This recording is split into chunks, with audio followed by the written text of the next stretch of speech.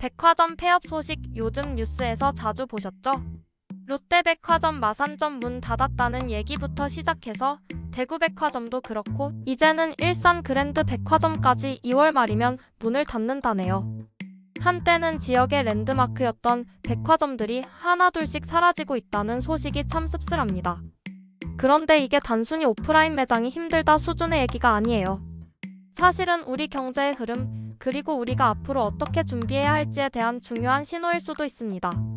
오늘은 이 얘기를 좀 해볼까 해요. 백화점이 문 닫는 이유는 단순합니다. 장사가 안 되니까요.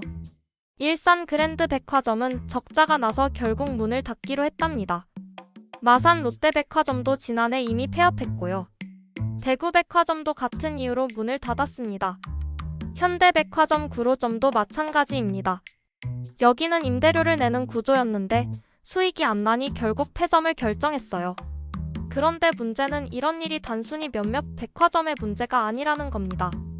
백화점 폐업은 우리 경제가 저성장 국면에 들어섰다는 걸 보여주는 단면이에요. 물론 온라인 쇼핑이 발전하면서 오프라인 매장이 힘들어진 것도 사실입니다. 하지만 그뿐만이 아닙니다. 소비 자체가 줄어들고 있다는 점이 더 큰 문제입니다. 요즘 식당 가보면 아시겠지만 손님이 예전만 못하죠? 유명 맛집 빼고는 대부분 한산합니다. 이런 현상이 백화점에도 그대로 나타나고 있는 겁니다. 백화점도 양극화가 심합니다. 잘 되는 곳은 너무 잘 되고 안 되는 곳은 아예 문을 닫아야 할 정도로 부진하죠. 예를 들어 현대백화점 판교점이나 무역센터점은 전체 매출의 절반 가까이를 차지한다고 합니다. 신세계 강남점이나 센텀시티점도 마찬가지죠. 반면 지방에 있는 백화점들은 매출이 너무 적어서 유지가 어렵다고 해요. 이런 현상은 대형마트에서도 나타납니다. 홈플러스는 최근 몇 년 사이 35곳이 폐점했답니다. 앞으로도 더 많은 점포가 문을 닫을 예정이고요. 결국 소비가 줄어들면서 오프라인 매장이 타격을 받고 있는 거죠. 이런 일이 우리나라만의 문제는 아닙니다. 미국에서도 메이시스 백화점이 전체 매장의 30%를 폐점했고 일본에서도 도쿄 백화점이 문을 닫았습니다. 일본은 1990년대부터 백화점 숫자가 절반 가까이 줄어들었어요.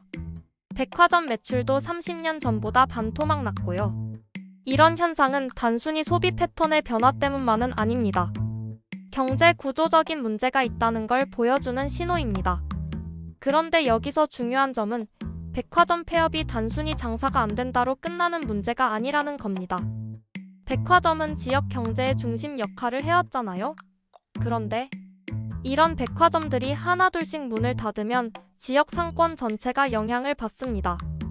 주변 상가나 부동산 가격도 하락 압력을 받을 수밖에 없죠. 우리나라는 고령화와 저성장이 겹치면서 경제 활력이 점점 떨어지고 있습니다. 생산 가능 인구가 줄어들고 젊은 세대의 소비 여력도 감소하고 있죠. 이런 상황에서 부동산 시장이 과거처럼 활기를 띠긴 어렵습니다. 이제는 백화점이 문 닫는다는 소식에 놀랄 필요가 없습니다. 오히려 이런 흐름 속에서 우리가 무엇을 준비해야 할지 고민해야 할 때입니다. 부동산 시장에서도 무리한 투자는 피하고 냉정하게 상황을 분석해야 합니다. 혹시 해외 부동산에 관심이 있으시다면 지금이 기회일 수도 있습니다. 국내 시장이 불확실하다면 저평가된 해외 부동산에 눈을 돌려보는 것도 방법이겠죠. 여러분, 경제는 심리라고 하잖아요. 소비 심리가 얼어붙으면 경제 전체가 움츠러듭니다. 하지만 위기를 기회로 삼는 사람도 분명히 있습니다. 지금은 공부하고 준비할 때입니다. 오늘 이야기가 여러분께 조금이라도 도움이 되었길 바랍니다. 끝까지 읽어주셔서 감사합니다. 좋아요, 구독, 알림 설정 부탁드립니다.